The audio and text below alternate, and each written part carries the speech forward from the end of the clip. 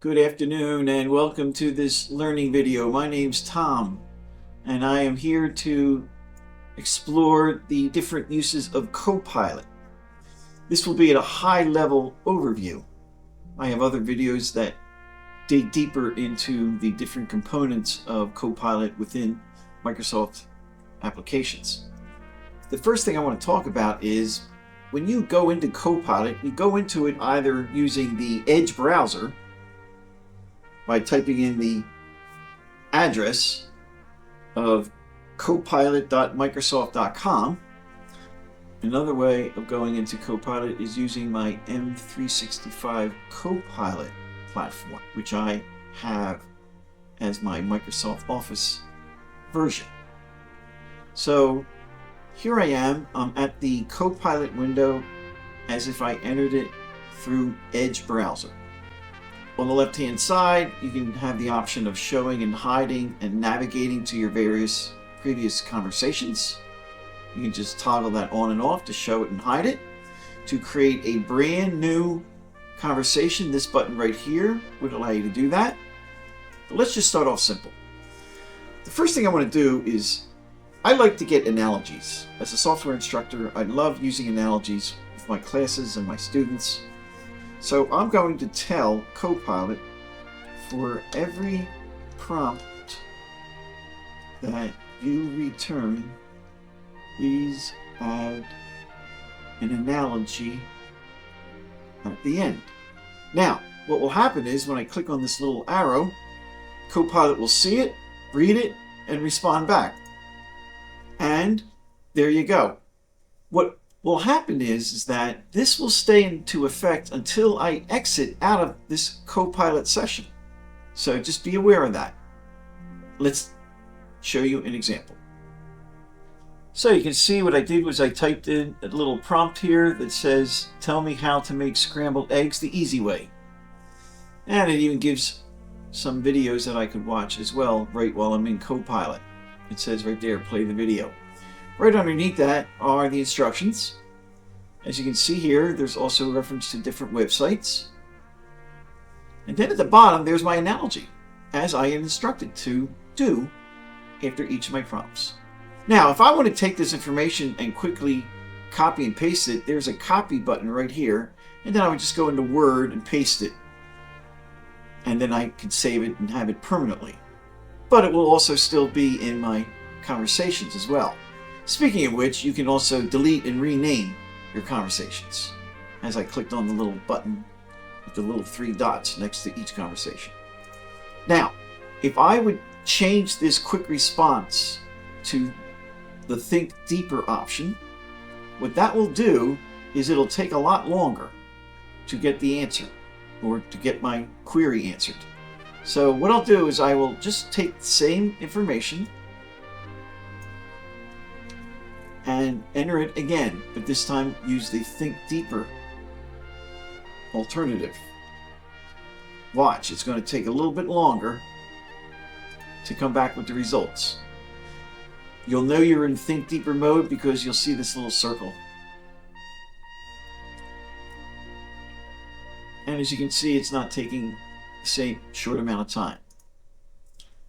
Now you can see it looks quite different than the previous example that I used, and I still also did get my analogy at the bottom as well.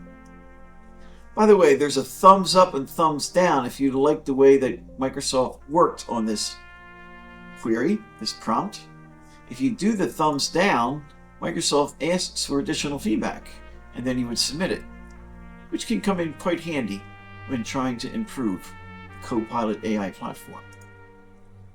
Now, the next thing I'd like to talk about is I'm going to use Copilot in Microsoft Outlook. So what I did was, right in my Copilot window, my 365 Copilot window, I clicked on the Outlook icon on the left to launch Outlook. So I have this email, and what I want to do is I'm going to invoke and use Copilot to send a reply for me without me having to type it myself. Pretty cool. So what I'm going to do is I'm going to click my reply button on the email in question. And now I can get ready to tell Outlook what exactly I want to do. So what I did was I followed the instructions, and what it said was press alternate and the letter I. And by doing so, this window prompts up where then I can then tell Copilot/Outlook what exactly I wanted to do. And I mentioned that I would like to type a 4-paragraph reply in a formal setting. At the end of the email, insert a few bullets summarizing this reply. So I click on the little generate button, and just like that, there's my 4 paragraphs, and there's my summary about the email. Pretty cool, huh? And then all I'd have to do is send it. There are many things that Copilot can do in conjunction with Outlook, in addition to just replying to an email. For example, it can check your calendar and check for suggested times when you can meet with invites, etc. Well, let's move on. Now I'm going to talk about using Copilot in Microsoft Word. Before I go over into Microsoft Word in conjunction with Copilot, I'll leave this email up here on the screen for a few moments so that you can just see exactly what it says here in regards to having a formal look to it. There's nothing informal about this email. So here you see I already generated a document. But what I did in Copilot is I simply typed in what you see right up here. I typed something like, show me how to learn the basics of ChatGPT prompting. The only thing I added after that was I told it to be only a 2-page document. And you can see it made a little bit of a liar out of me, where it's just a little over 2 pages. But I'm not worried about that. Now, you'll see what it did is it did exactly what I wanted it to do. It gave me the basics, an introduction of ChatGPT. What is prompting?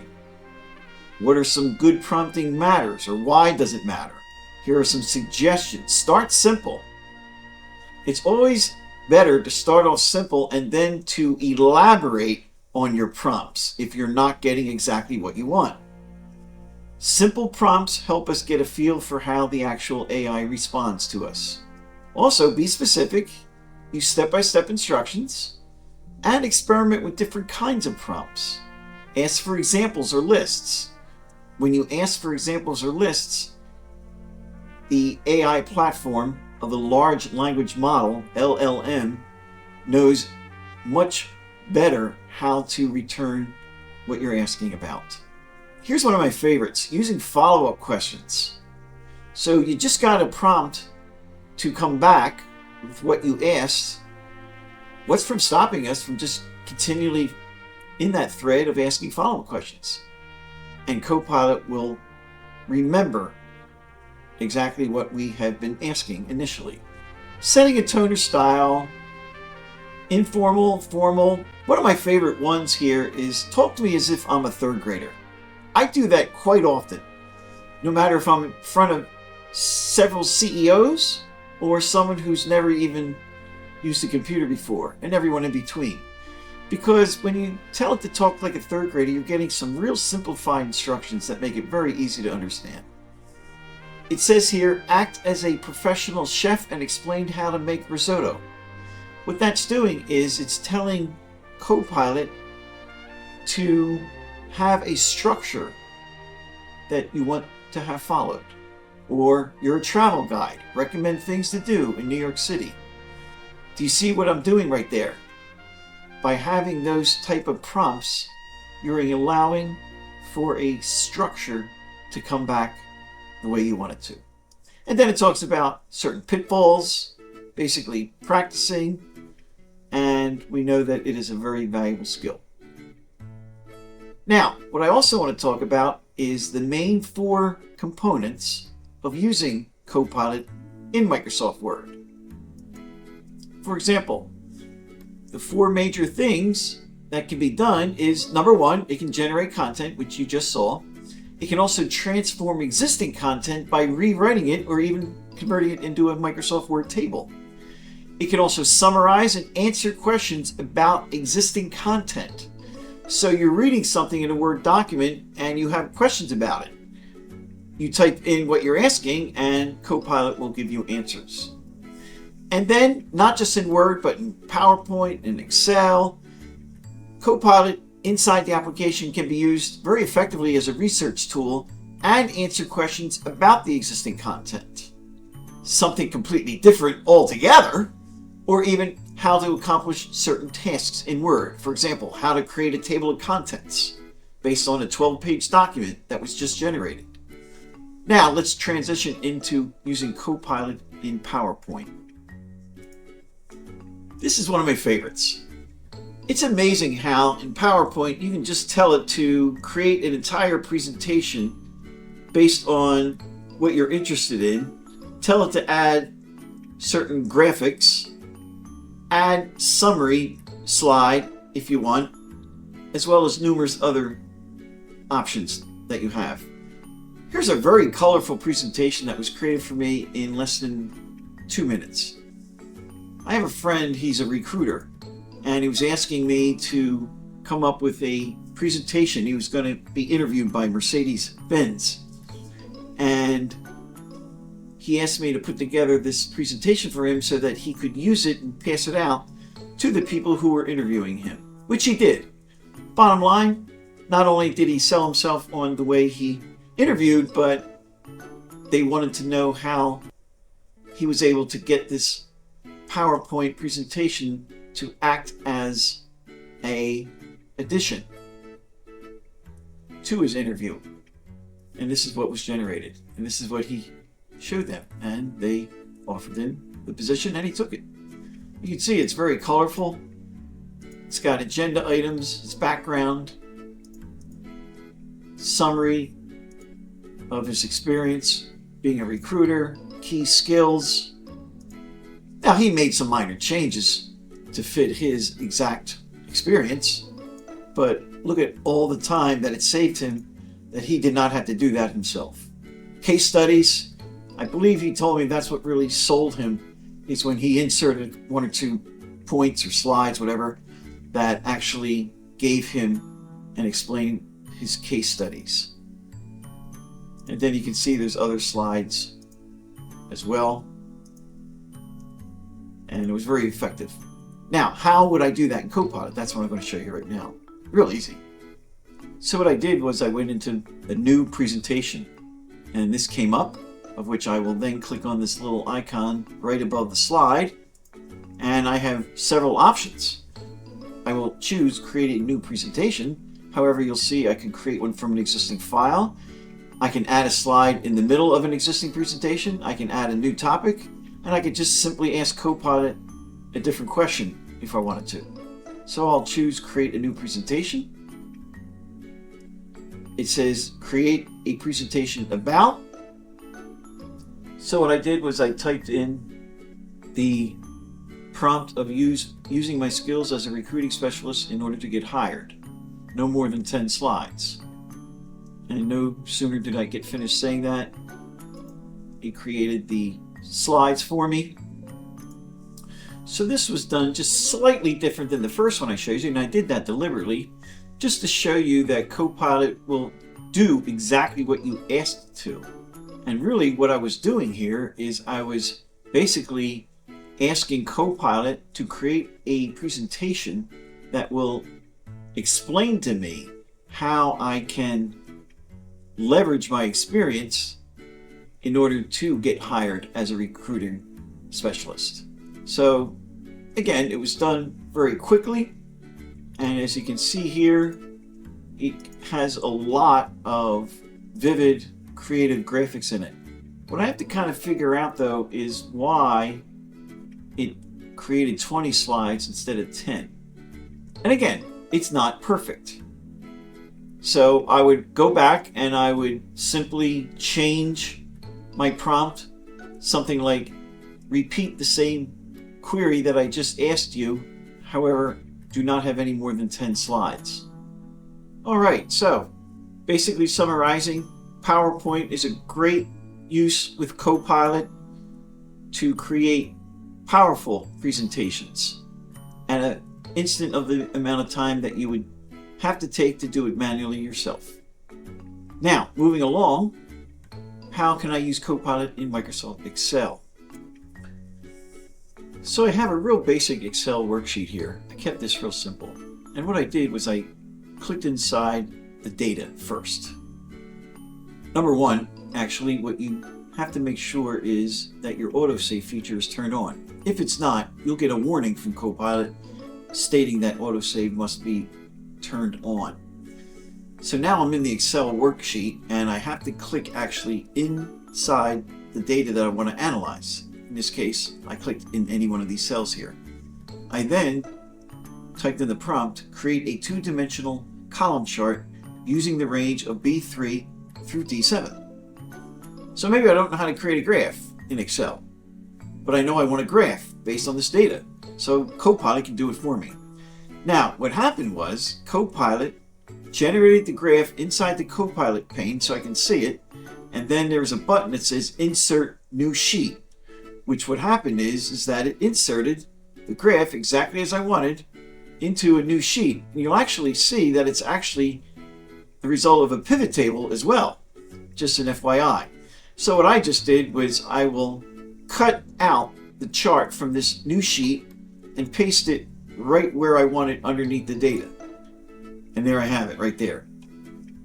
So there's the graph, just like that. That was pretty easy.